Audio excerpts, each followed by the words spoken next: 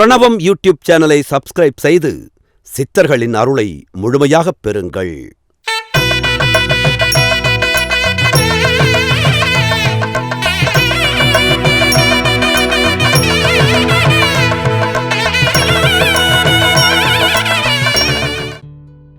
மனிதர்கள் ஏன் இப்படி இருக்கின்றார்கள்? எல்லா மனிதர்களும் இங்கு நல்லவர்களே. ஒவ்வொரு மனிதருக்குள்ளும் முற்பிறவி வினையானது பிறவியாக வந்து அதுவே மனதில் பதிந்திருப்பதால் சிலர் ஆணவம், கண்மம், மாயை என்ற மும்மலத்தில் மூழ்கியும், சிலர் மும்மலம் அகன்றும் அறத்தில் நிலைத்தும் வாழ்வை வாழ்ந்து கொண்டிருக்கிறார்கள். அதில் ஒரு சிலருக்கு வினை தீர்க்கப்பட்டு பிறவி பிணி நீங்குகிறது. சிலருக்கு வினைகள் பெருகி பிறவிக்கு வழிவகுத்து விடுகிறது. மனமெனும் மாய அசுரன் அவரவருக்கான வினைக்கு தகுந்த எண்ணத்தை கொடுத்து விளையாடி கொண்டிருக்கின்றான் என்பதுதான் உண்மை. இதை உணராத மனிதர்கள்தான் வாழ்வின் வினையை தீர்க்காமல் வினையை உற்பத்தி செய்து ஏன் பிறந்தோம் என்றும் தெரியாமலே வாழ்ந்து போகின்றார்கள். இந்த வாழ்வின் இலக்கானது நம்மை நாம் உணர்ந்து வினையை நீக்குவது என்பதை உணராமல் ஏதேதோ எண்ணங்களுடன் வீணே அலைந்து அழியும் பொருளுக்காகவே திரிந்து ஆயுளை இழந்து வேடிக்கை மனிதர்களாக வீழ்ந்து போவதையே வாழ்வாக வாழ்கின்றார்கள். வாழ்வின் சிறப்பறியாது எவரும் இங்கு மடிந்து போவது அழகல்லவே என்பதை உணர்ந்த நம்முடைய முன்னோர்கள் இந்த வாழ்வில் மனிதர்கள் பின்பற்ற வேண்டிய அறத்தை போதித்தனர். புறத்தேடுதல் என்பது ஜீவிதம் வாழ்வதற்காக இருந்தால் தவறில்லை. அதையும் தாண்டி அதுவே அகத்தேடுதலாக இருந்தால் இங்குள்ள எதுவும் நிலையற்றது என்பது புரிந்துவிடும். ஆக அறத்தில் சிறந்து நம்மை நாமே சுய பரிசீலனை செய்து அகத்தில் தேடினால் ஆனந்த கூத்தாடலாம். அருளால் எல்லாம் கிடைக்கும் என்பதுதான் சித்தாந்தம். ஆதலால் நம்முடைய உயிர் இங்குள்ள போதே இந்த வாழ்வை ஆனந்தமாக வாழ வேண்டும். இந்த வாழ்வு நம்முடைய வினையின் பரிசு என்பதை உணர்ந்து ஏற்றுக்கொள்ள வேண்டும். யாரிடமும் ஒப்பீடுகள் செய்து நம்மை நாம் தாழ்த்தி கொள்ளாமல் இங்கு ஒவ்வொருவரும் தனி பிரம்மம் என்று புரிந்து கொண்டு நம்முடைய வாழ்வை வாழ வேண்டும்.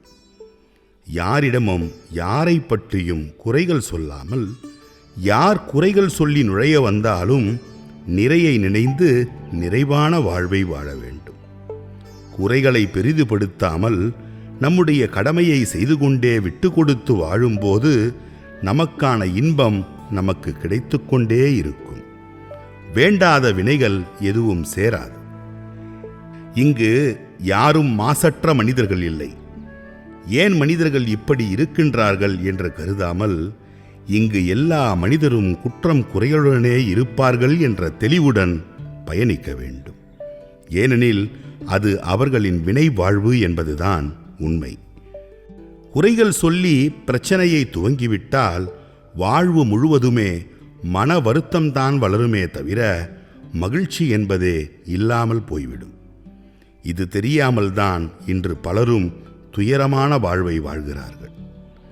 இந்த வாழ்வு நமக்களித்த வினை என்பதை உணர்ந்து நம்மில் யாரிடம் குறைகள் இருந்தாலும் அதனை சுட்டிக்காட்டி வெறுப்பை உமிழாமல், பிறரிடம் சொல்லி வெறுப்பை வளர்த்து பிரிவினையை வளர்க்காமல், அதை பெரிதாக்காமல் விட்டு கொடுத்து பயணிக்க வேண்டும்.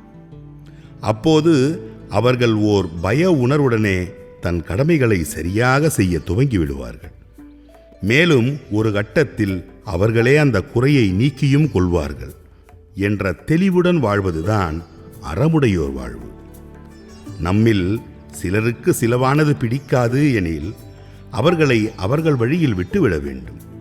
அவர்களை தொந்தரவு செய்யக்கூடாது. இங்கு யாரையும் ஆட்டி வைக்க முயலாமல் விட்டு கொடுத்து வாழ்வை வாழ்வதுதான் வினை தீர்க்கும் வாழ்வு. மேலும் நம்மிடம் இல்லாததை நினைத்து வருந்துவதை விட்டுவிட்டு இருப்பதை இழக்காமல் பாதுகாப்பான இணக்கமான வாழ்வை வாழ முயல வேண்டும்.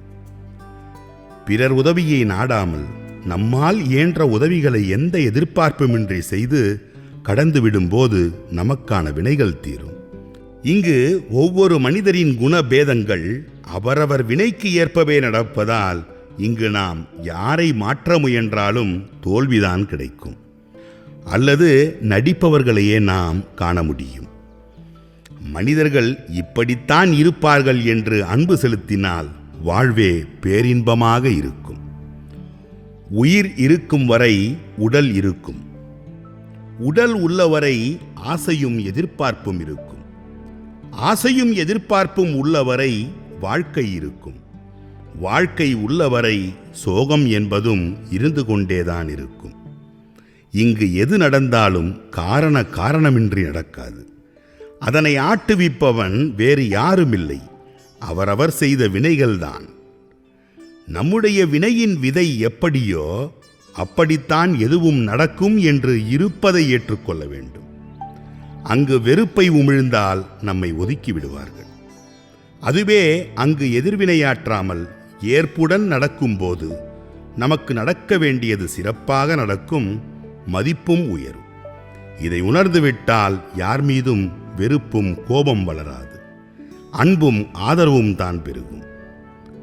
வினைக்குண்டான செயல்கள்தான் மனித குணாதிசயங்கள்.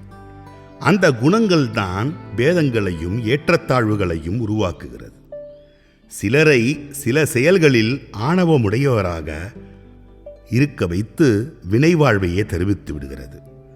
ஆனால் அதுவே ஒரு சிலரை இயல்பாக இயற்கையோடு ஒன்ற வைத்து அவர்கள் வினை நீங்குவதற்கான செயலை தந்து மனித அறிவை கடந்த பேரறிவை உணர வைத்து இல்லாத இடத்தில் இருப்பதை கொடுத்து வாழும் குணாதிசயத்துடன் படைக்கிறது.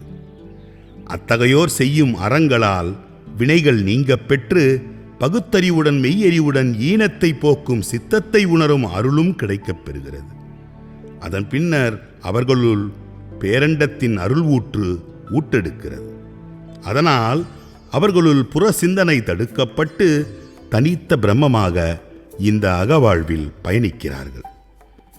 இங்கு நாம் எங்கு யாருடன் கலந்தாலும் அன்னப்பறவையை போன்று தனித்திருக்க வேண்டும்.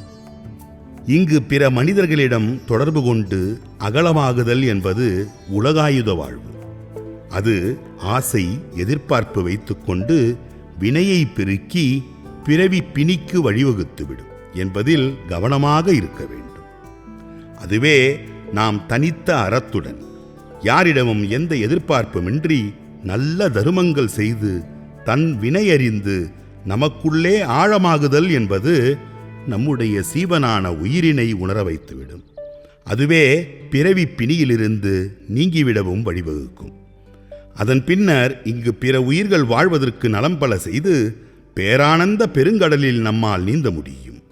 இங்கு மனம் கொண்டு வினையால் இயங்குகின்ற மனிதர்களாக நாம் இல்லாமல் மனம் ஒடுங்கிய மனிதராக மாற முடியும். மனிதராக பிறந்து சித்த புருஷனாக மாறிய பட்டினத்தார் பார்க்காத செல்வமா? அவரது சீடரான மன்னர் பத்ரகிரியார் ஆளாத நாடா? அவர்கள் எல்லாம் படைத்திருந்தாலும் அதில் பேரின்பம் இல்லை என்பதை உணர்ந்து எல்லா ஆசைகளையும் எதிர்பார்ப்புகளையும் துறந்து இங்குள்ள பற்றுகளை விட்டுவிட்டு விலகி நின்று உடலையும் மனதையும் கடந்தால் மட்டுமே இறையை தன்னுள் உணர முடியும். அதுதான் சூட்சுமம் என்பதை உணர்ந்து மெய்ஞானம் பெற்று பிறவி பிணியை நீக்கிக் கொண்டார்கள். ஆக நாம் வாழ்கின்ற இந்த குறுகிய காலத்தில் நமக்கான வாழ்வை தரமாக வாழ்ந்துவிட வேண்டும். இங்கு பலரும் அவரவர் தேவைக்காக வருவார்கள், போவார்கள். நாம் யாரையும் எதிர்பார்க்காமல் யாருக்கும் எதிர்வினையாற்றாமல் நமக்கான இடத்தில் நம்முடைய கடமையை அகமகிழ்வுடன் செய்து வாழ்ந்தாலே போதும். நமக்கான நிம்மதி நம்மிடமே இருக்கும். நம்மாலும் பிறருக்கு நிம்மதி கிடைக்கும். நமக்கு நடக்க வேண்டிய அனைத்தும் சிறப்பாக நடக்கும்.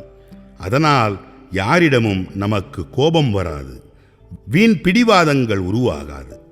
பூரண அன்பு மட்டுமே நிலைத்திருக்கும். யார் இங்கு எப்படி இருந்தாலும் நாம் மேற்சொன்னவாறு வாழ்வை வாழ்வோம், மனித நிலையை கடப்போம், வாழ்வோம், வாழ்விப்போம்.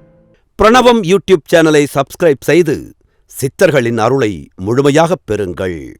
அருளாளர்கள் 1000 என்கின்ற இந்த புத்தகம் 1000 சித்தர்களை பற்றிய செய்திகளை உள்ளடக்கியதாக இருக்கிறது. 1000 சித்தர்களின் வாழ்க்கை வரலாற்றை அற்புதமான முறையிலே அச்சிட்டு படங்களோடு தந்திருப்பவர் இதனுடைய தொகுப்பாசிரியர் கோ திருமுருகன் என்ற பூரணநந்தன். இந்த நூலின் பிரதிகளை வாங்கி நாம் வீட்டிலே வைப்பதன் மூலமாக இந்த சித்தர்களெல்லாம் நம் வீட்டிற்கு வருகிறார்கள், வரப்போகிறார்கள் என்ற நம்பிக்கையை நாம் ஏற்படுத்திக் கொள்ள வேண்டும்.